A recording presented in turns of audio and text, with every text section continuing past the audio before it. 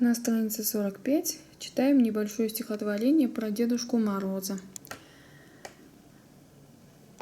А сначала разберем этот рисунок. Кыш бабай шехерге киле. В этом предложении есть слово шехер. Шехер переводится город. Вот тут есть буква, которой нет в русском языке. Х.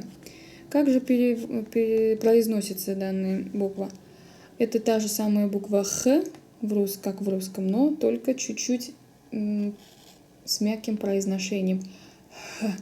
На придыхании произносится, похоже на английский звук Х. Там тоже есть такая буква H. Шехер произносим на придыхании. Кыш бабай шехерге киле. Дед Мороз идет в город. Так, что он несет? Наш Дедушка Мороз. Игрушек полный воз. Нерселер Барманда, что тут есть? Телефон, туп, машина, шар, шешек, карандашлар, машина, фонарь, ракетка, курчак, тағын бір туп, бысы футбол тубы, бысы баскетбол тубы, темір аяқ, жоқ, темір аяқ түгіл, бұл ролики. Это не коньки, а ролики. А вот коньки вот тут, по-моему. А нет, это матрешка. Курчак. Бұл нәрсе дефтер. Бұл кім? Қар қызы, Снегурочка. Бұл кім? Бұл Кыш бабай.